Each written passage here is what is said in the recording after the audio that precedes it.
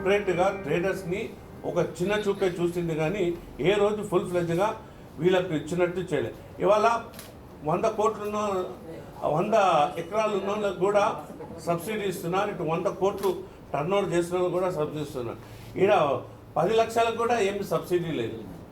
కావున మీ ద్వారా మేము సెంటర్ కానీ అదేవిధంగా స్టేట్ గవర్నమెంట్ కానీ ఇటు చిన్న వ్యాపారస్తులకు మేము కాపాడాలి. ఇవాళ చిన్న వ్యాపారస్తులు 1.5 crores ట్రేడర్స్ ఉన్నారండి ఇండియాలో. వాళ్ళ ఎంప్లాయ్మెంట్ జనరేషను అదేవిధంగా వాళ్ళకి సపోర్ట్ ఉంటే ఏదైతే గవర్నమెంట్ మన సెంట్రల్ గవర్నమెంట్ వికసిత్ భారత్ అంటుందో అది వికసిత్ భారత్కి ఏదైతే సపోర్ట్ ఇస్తే అది ఇంకా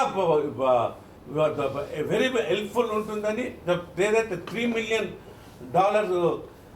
ప్రపోజల్ ఉందో ఇదో మన కేంద్ర ముదానికి దాన్ని చిన్న ట్రేడర్స్ని దృష్టిలో పెట్టుకొని వాళ్ళకు కావాల్సినది జెన్యూన్ పాలసీస్ పెట్టి వాళ్ళకు కూడా ఈక్వల్గా ఎంకరేజ్ చేస్తే ఈ భారతదేశంలో $3 trillion అనేది తప్పకుండా అది అవుతుందని మా ఉద్దేశం.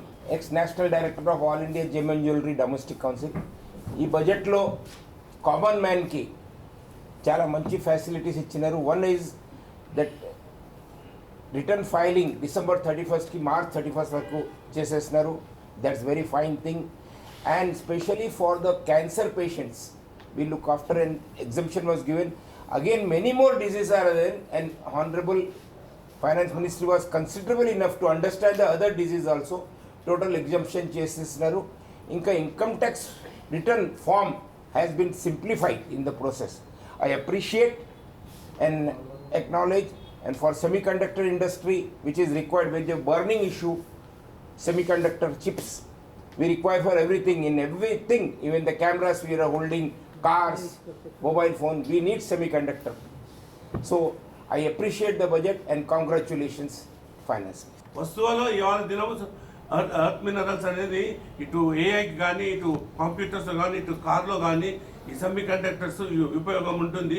ఇన్ని రోజులు మనము వేరే దేశాలపై మనం ఆధారం ఉన్నది.